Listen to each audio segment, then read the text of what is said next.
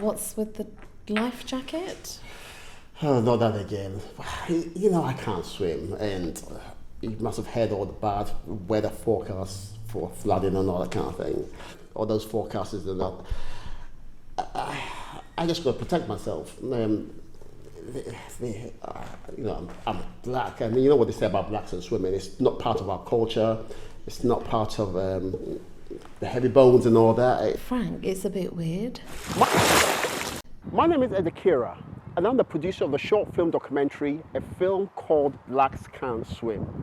The aim of this film is to try and understand why a disproportionate amount of black people and ethnic minorities can't and don't swim. On my journey to find the truth, I have the pleasure of speaking with writer, swimming instructor, and the creator of the children's animated TV series, Rasta Mouse, Mr. Michael de Souza, aka Professor Splash.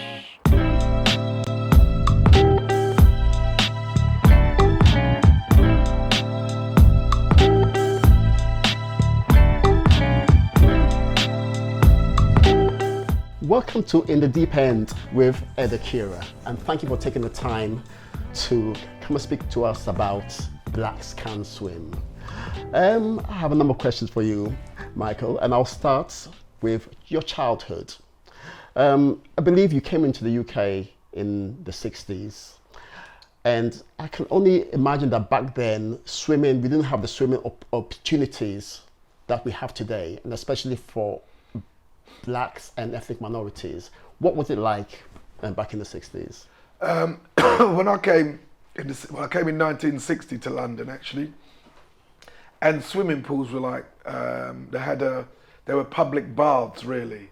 So people used to go and wash there and things like that, and there was the swimming pool, and so that was it basically. Just people coming to have a wash, and children mainly playing around and swimming. Yeah. Did they have the issues that they had in the America with race? Black people not being allowed into certain pools and things like that. No. They didn't have that issue. No, that wasn't an issue at all. Yeah. And I say that because when I did a film called Blacks Can't Swim, the film, a lot of people in America asked why there wasn't any kind of racial content in it, and I had to explain that in the UK it's very different from probably how it is in the States with race. Yes. So, family, I guess being a professional swimmer, yes, your family don't have an excuse not to swim. So your immediate family, I guess I think that everyone swims. Well, my daughter, I've got two daughters, two grandchildren.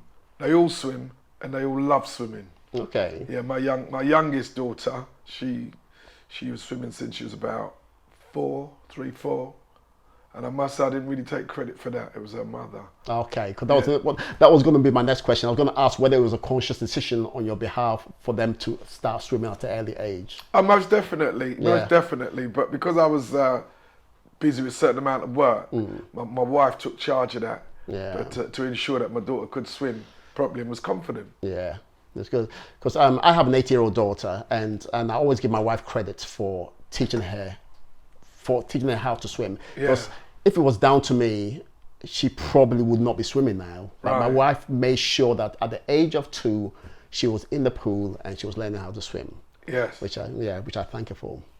Another thing that keeps on coming up is costs. Yeah. Cost of swimming course. Yeah. I speak to a number of people who say, I would love to swim. I've got 3 or 4 children, but to teach them, it's going to cost a lot of money. And then especially with the fear of swimming, if you have a fear of water, I'm guessing that you will have to have one-on-one lessons. I mean, having an instructor in a group lesson is not going to be able to work. I don't think so, because I'm having one-to-one lessons, and if I was to go to a normal swimming class with about 10, 15 other people, I would think I would have a problem. But those are very expensive. So how do you think people can overcome that issue? Well, I would really disagree with that, right?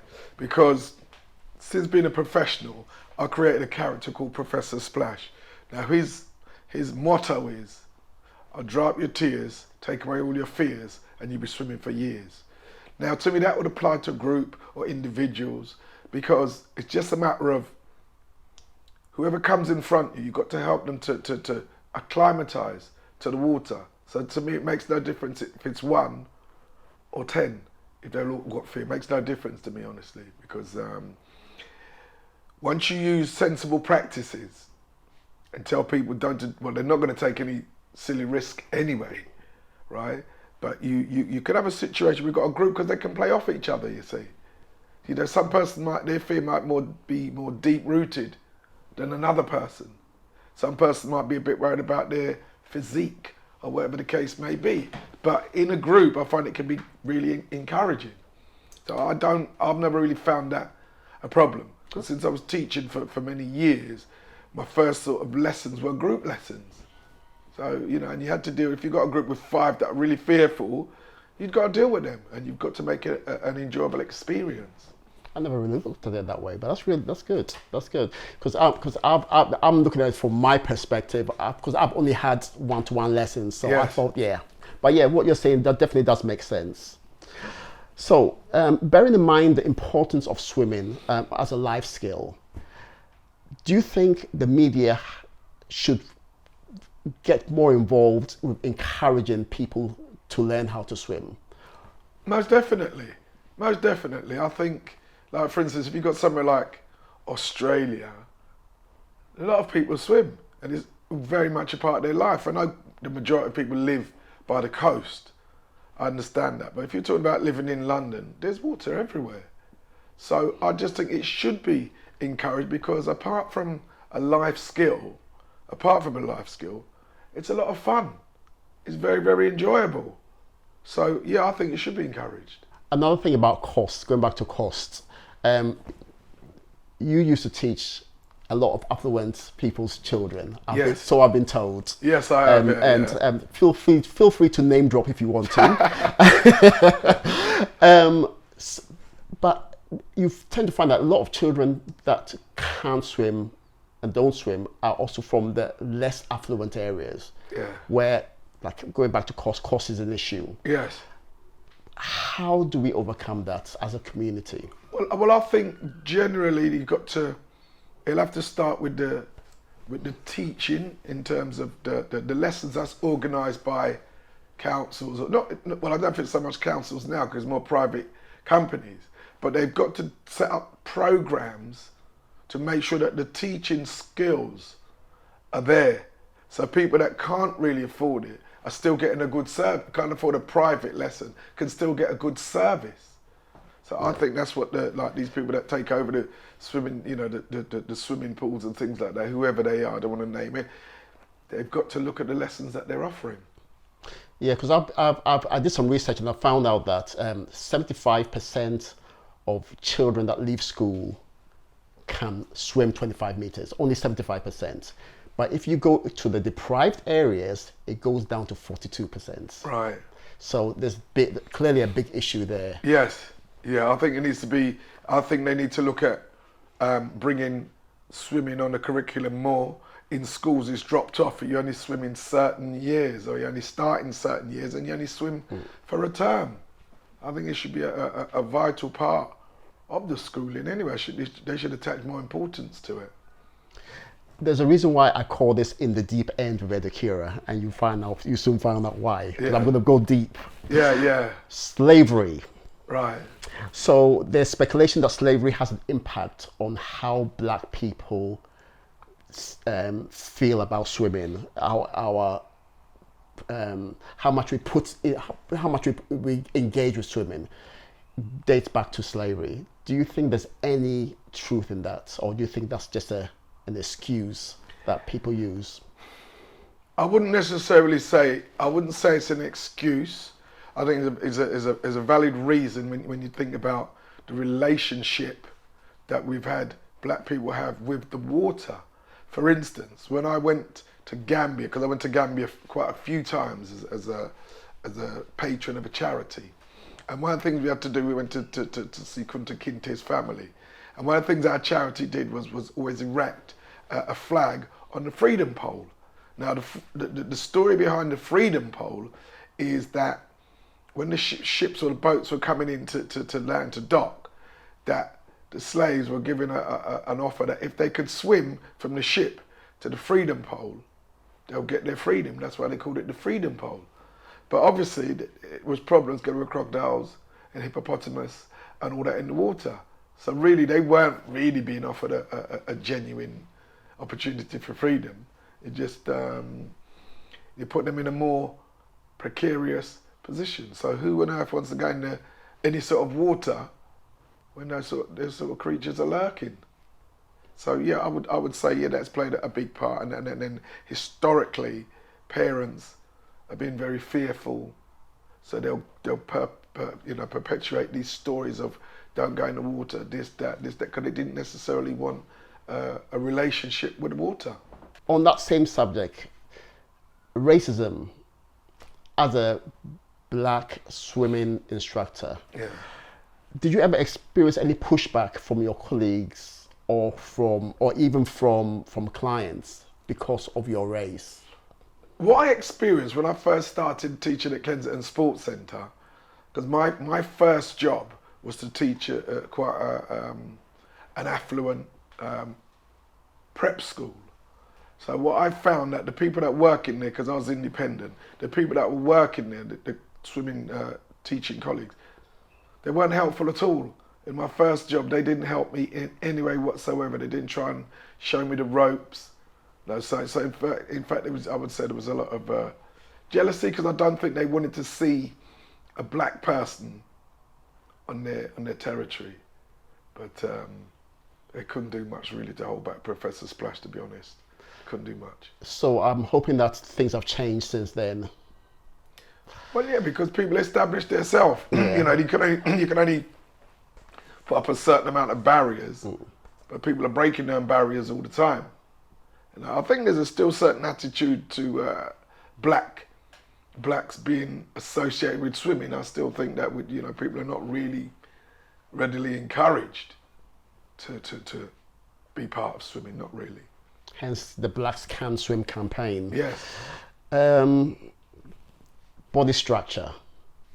So we've all heard the stereotypes, the stigmas, the myths about the heavy bones and such.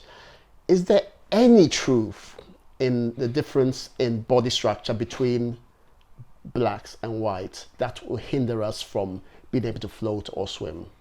Yeah, as far as I can see, there is something in the body structure, in as much as you're talking about muscle as compared to fat.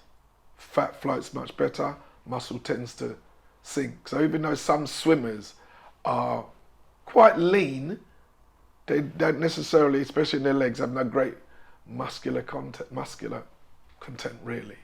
So I think, and that could apply to anyone. If you're very muscular, it's very rare you're going to float. It just depends on the amount of fat you have in your body. So basically it's fat against muscle, Yeah. not black against white. No. So that is a complete misconception. It's a complete myth. I believe so. Yeah. I believe so. Yeah. It is a myth. Because I was speaking with Alice Deering, the only black swimmer in Team GB, and she was telling me about a story about a lady who was told by her swimming instructor that it's because of her big bottom that she can't swim, and that's why she's having problems. For our friends of mine who've been told by instructors exactly because of your heavy bones. So this is coming from professional people. So hence the reason why I wanted to find out from somebody as knowledgeable as yourself whether it plays a part. Well, what I'd ask is the person that said that about the bottom was a white person addressing a black person. Yes. Well, I'd have to ask if her bottom was full of lead. Yeah. Because really and truly, that see, I don't know how you could comment on a black body and say it's the bottom when it doesn't make sense. So what about a white person that's got a big bottom then? Because there's white people with big bottoms, very big bottoms as well, and they swim very, very well. I think it's just a matter of, in a situation like that, he probably didn't have the answer for her, or she didn't have the answer for her. That's all I could say. It's just an excuse. Yeah. Yeah. Yeah, hence the reason, like I keep on saying, blacks can swim, and we will continue talking about it until this, the stereotypes, the stigmas are all eradicated. Hair. I know you have grey hair, and it's a big part of your appearance. And you probably heard that there's a lot of black women that use hair as an excuse as to why they don't swim. Yeah. What do you have to say about that? I think from a woman's point of view, because their hair is very important, and as their appearance, not just the hair, all aspects of their appearance. And I've heard some genuine reasons, because I'm not a woman, and I know the hair can get messed up and all that. I've had experience with the hair thing, there's no doubt. Before, when I was first teaching swimming, I've been teaching since 1987, and growing my hair. My hair was very, very, it got long at one point, quite long to about, let's just say here. Because I kept it uncovered, there was a period in time where people would ask me, have you cut it, have you done this, have you done that? Because it sort of went back up to here.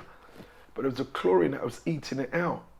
So I had to wear a swimming hat, and I wear a swimming hat all the time. So the water does affect it. The chlorinated water definitely affects the hair.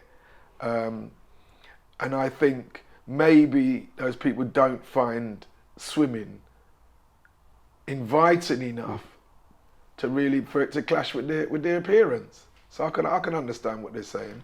But I think nowadays they have all different kinds of hair, these hair things like swim scarf and such, whereby you don't, no matter how much hair you have, afro, dreadlocks, you can cover it up and it's not going to be a problem with the chlorine. Exactly. People could use it as an excuse, but there is, as you're pointing out, there is no excuse now, really. There's just no excuse. Representation. So I was invited to London Metropolitan University a few months back to show a film called Blacks Can Swim, and do a little Q&A about it. There were probably about 30 people in the class, probably about 8 of them were black. I asked a question whether they knew of any black professional Olympic swimmer, and not a single person could mention a single Olympic swimmer. So basically, straight away I see a problem there, because we tend to do what we see, and if something inspires us, we'll do it. And as someone mentioned in the film, the tennis, Formula One, there's always there's a black person which everyone looks up to. But swimming, there still isn't any one that we can, at a drop of a hat, if I walk down the street and I ask everyone, can you mention it? I'm pretty sure most people won't be able to. What can we do? What can we do to eradicate this issue? Well, encourage more black children to swim. So if you increase, for the want of a better word, the pool of swimmers, when you get the dropout, you're still going to get more people there. So if you've got 100 people swimming and say 60 drop out, you've still got 40 to go to another level. And then when you go up the levels, you might drop a few more. So at the end of the day, you'll probably have 10 or even 5 that will reach elite status. So that's good enough. I just think it's the number of people are not sufficient. And I think obviously it starts from the home. So if the parents encourage the children to do it, then we will have a chance. We will get these people to start. Yeah. Most definitely. Yeah. Can you tell us what you've been up to of late, and what we have to look forward to with Professor Splash in the future?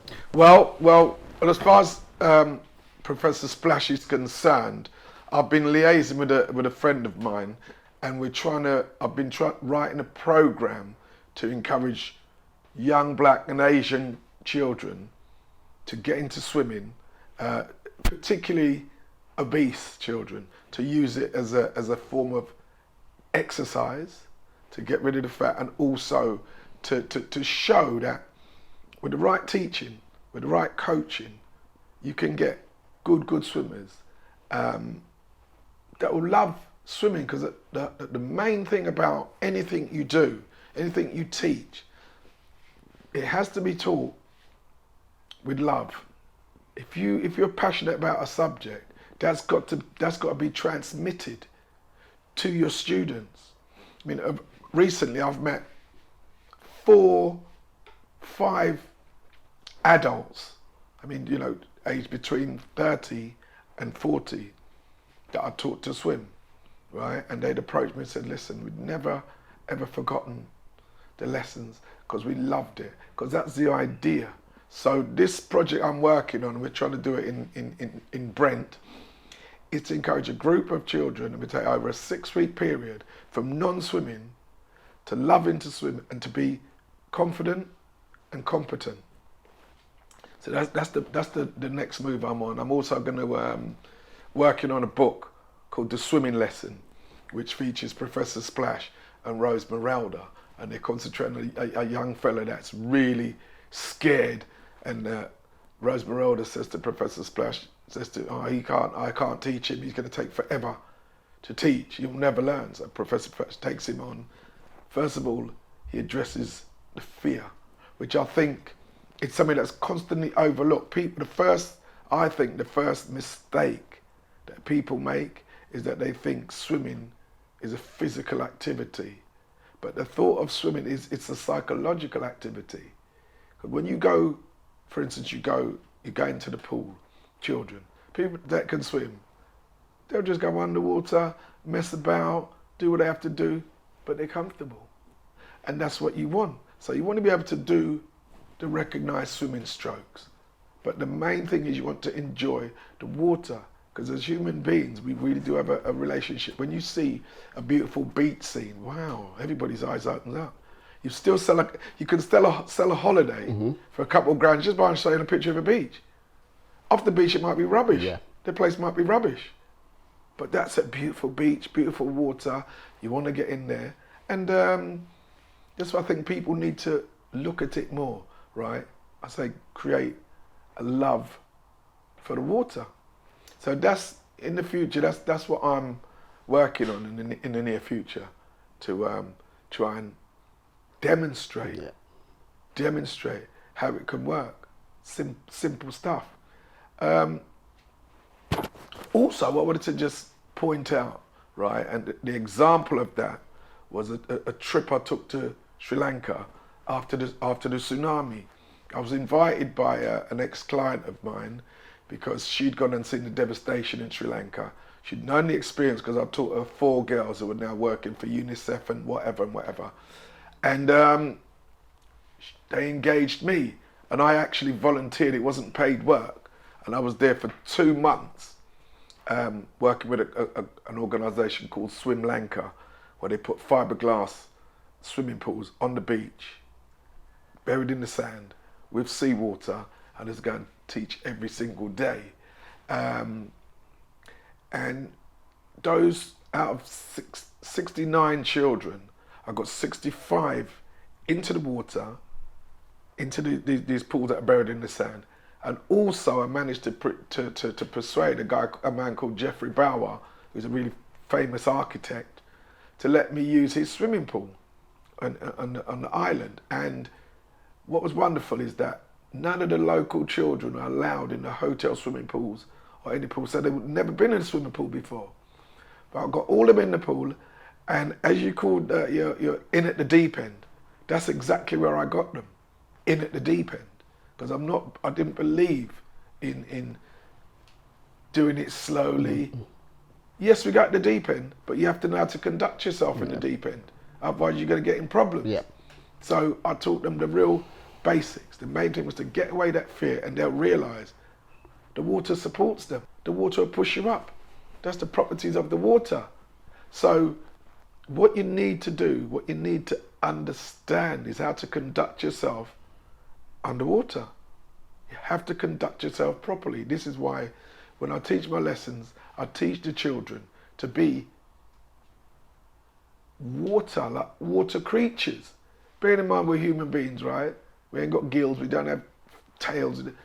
But you adapt yourself because we can emulate certain things. You can act like a dolphin, you can move like a turtle, you can go like a whale, you can move like a fish.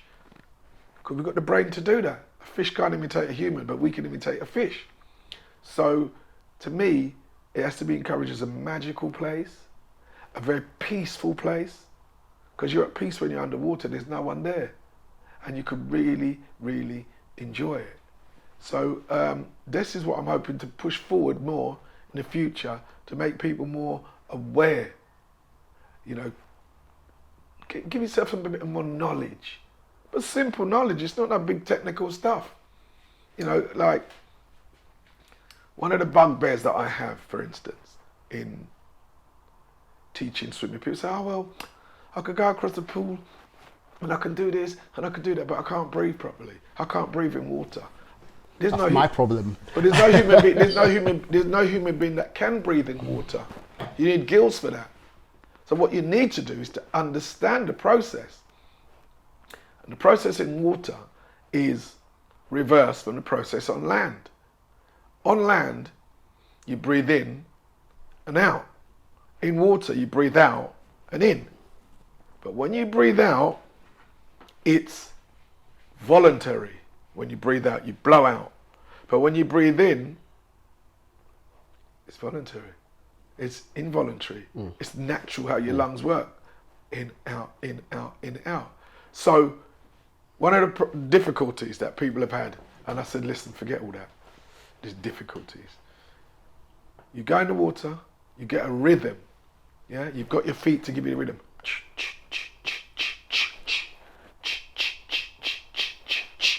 So you blow out, you keep blowing out, and you don't do anything. You don't have to take a gulp, and that's the problem. People think they've got enough time to take a gulp. You don't have time to take a gulp of air. You blow out and let your body do the rest. You let your body do the rest. So I created a simple, just a very simple message for people, right? It's called the Crazy Crocodile. And I always say to children, when they come to me, they say they've got knowledge about swimming. I said, really? Do you know can you do Crazy Crocodile? It's frozen. What's that? I said, oh no, listen.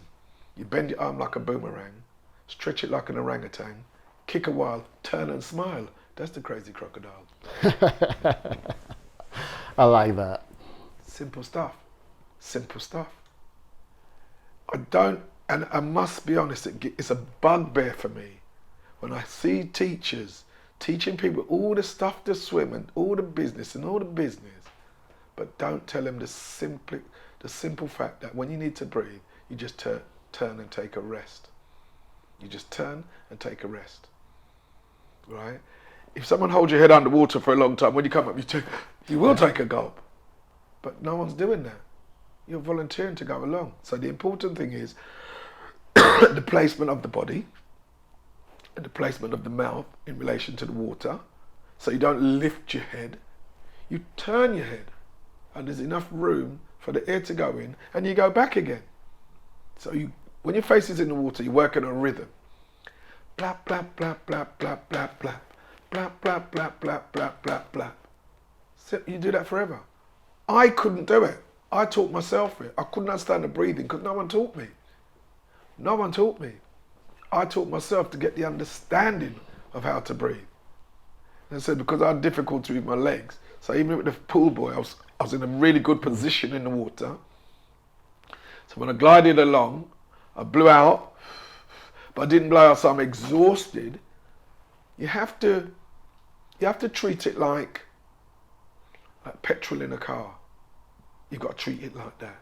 You know how much petrol you start with. You know what distance you've got to travel. So you know you're going to the length of the pool. Well, you've got to use it efficiently. So when you get there, you're not exhausted.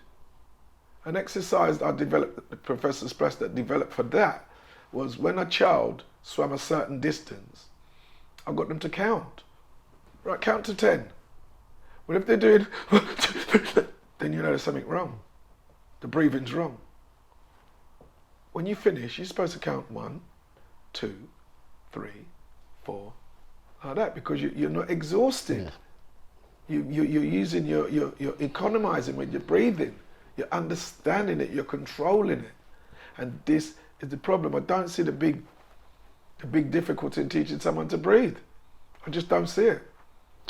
I've got a lot of work to do tomorrow. I have a swimming lesson tomorrow morning. I'm gonna take on board everything you said, and I will let you know how it goes. I would really appreciate that. Yeah, but it's true because I was speaking with I was interviewing Colin Salmon a few weeks ago, and he said something which stuck with me. He said, "What you cannot control water. Water is powerful, but you must know how to maneuver yourself and control yourself within water. And by doing that, you have to understand water and build a relationship with water," which is very, very true. Absolutely. And hence the reason why at this age, only now learning how to swim, because I now see the benefit and now see it as a life skill that I need to have. Okay, it's good knowing how to swim. It's good being for the leisure part of it, but for the life skill, it's something that everyone needs to have. So. Well, absolutely. But then, for instance, like for instance, they've got treading water, right? People talk about treading water. That's fine saying that, but why don't you explain to people what it's all about? That the water will support you. If you move and if you press down on water, you'll get lift. If you lift up in water, you will go down. That's why if you want to go to the bottom of the pool, you present the straightest shape possible. If you're going to jump in, arms above your head, you go straight down. Dive in, straight down. But if you want to jump in the water and you don't want to go down, you'll jump in and you put your hand like that and that stops you. So people need to understand the property of water. So even if you can't swim, you can still be calm. If you fall in deep water, you can still be calm because you don't have to swim. You could walk to the side, but you've got to be calm enough to walk to the side. Yeah. Pressing down, moving forward. Pressing down, moving to the edge. So this is why I think it's crucially important that people really, really recognize the fear and address the fear.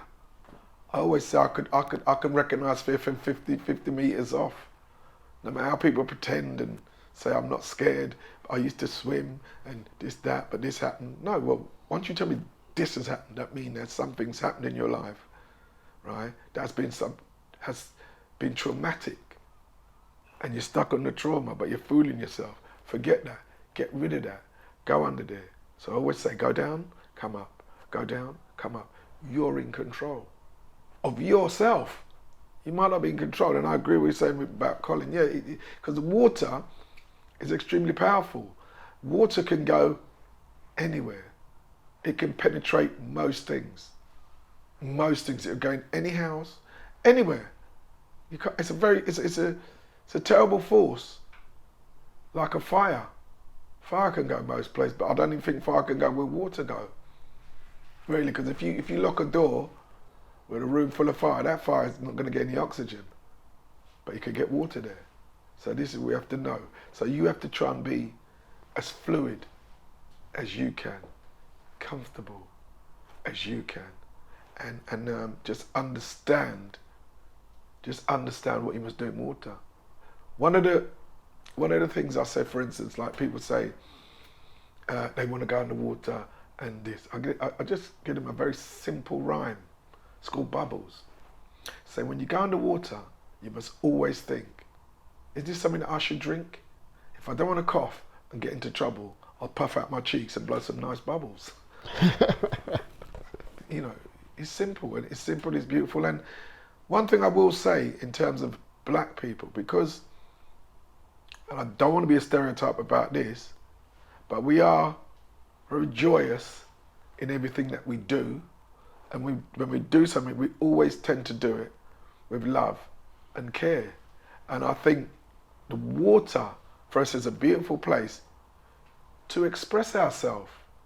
And if people realize, but I don't know, on the highest level where the attraction would be, because I think maybe on a professional level people might not think that there's any way of making a living. Because it's a lot of slog. It's a hard slog doing competitive swimming. It's a hard slog. So people may be looking to say, well, where are the rewards? How does the outcome justify the input? And I think that's a question that people will be looking at. I think we are about to turn a corner. The more we talk about it, the more we confront our fears, address the stereotypes, and dispel the myths, the easier it will become for us to embrace it. And we've got a lot of work to do because this has been going on for generations, but I think we've got to start at some point anyway. Well, like people like yourself, you're dealing with it. And I think going around and interviewing different people and going all over the place, it will crush the myths, right? And say, no, all right, let's come in and let's do what we could do. They should maybe have a program where there's more black swimming teachers, but taught in a certain way, not the same run-of-the-mill standard. I said, I don't want to run down any organisation. No organisation, especially in England, has set up any sort of program to encourage blacks or black ethnic or whoever to either go into teaching or address in schools groups of black children. They've never done it, even though it's quite easy for them to say blacks can't swim, and it's very easy to say that. But why don't you sort of redress the balance? It's almost like in writing, because I do writing. They say there's no diversity. But when I heard that, that's why I decided to make Professor Splash a black swimming teacher. That's why I worked on Rasta Mouse as a black children's character, to show that we make up the glorious tapestry, which is the multicultural society that we live in. But we have to determine our place. We can't have anyone putting us in place. We reach where we want to reach. No one could stop you reaching to the top, because there's always room at the top. But if someone says you don't belong at the top, well, you're not gonna strive for that. So there's always room at the top. Strive for the top, because you can always contribute and make it a valuable contribution. Because there's a lot of us. So there's black coaches doing all sorts of sports, all sorts of activities, astronauts, scientists, all sorts. Yeah. So how are you going to let someone say to you, well, blacks don't do that? When you go Caribbean, them big chest lifeguard, they swim across the whole island. You know, they got the Iron Man thing and they got the Strong Man thing in Trinidad. They swim all around the island. I went to Grenada, working with the Grenada under-19 swimming squad. I loved it. They loved it. I mean, it was all black children of all ages. I went in there to put the fun element into it, because that's one thing that's lacking, the fun element. Children love to play. If you get a child that comes to swim, the first thing you know, they're not in any playing mood, because that's an environment that's beyond their control. But I say, no, you have to control yourself in that environment. Know what you're doing. So you go in there, right, you want to do a handstand, do a handstand. You want to do a sausage roll, you do a sausage roll. But know what you're doing. If you do the sausage roll and you don't blow out, it's going to go up your nose, and you don't want to do that again. You have to know what you're doing. So we teach you the basics, and then it's up to you. Run free, get in that water, run in the water, play a flute in the water, climb a watery ladder in the water. Do what you want in the water, lie on your back, yeah?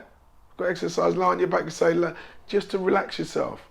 I always get children, if they're swimming on the back, for instance, or children mainly, say something, because then you know they're relaxed. You say, lying on the beach, eating a peach.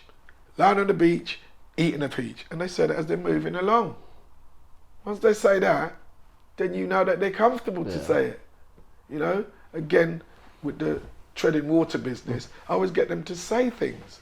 Like if we're treading water, I don't even call it treading water, I call it octopus rock. So whereby you get the children to do, press down on the water to get the lift, do this, you say octopus, octopus, octopus rock. Octopus look at the octopus clock. Octopus spin round the octopus block. Octopus put on the octopus socks, and they go like that, and they go like that, and they go like that, and they go like that. Yeah, and they're saying the things all the time. And the composure by which they express, then you know they're being competent, or they're not frightened. Panic. And that's what you do. You set up these little tests to test how relaxed they are, how comfortable they are, because you want everybody to be comfortable in the water. This is amazing, inspiring. Thank you very much. You're most welcome. You're most welcome. Yeah, and I think together, like I said, we're going to make a change. The more we talk about it, the more we feel comfortable talking about it. Yeah. The more it becomes less of an issue to actually get involved in it. Yeah. Like I said, thanks again, and I'm pretty sure we will definitely be having more conversations in the future. Well, I must say thank you very, very much for inviting me to share my experience. I really, really appreciate it, definitely. Thank you very much.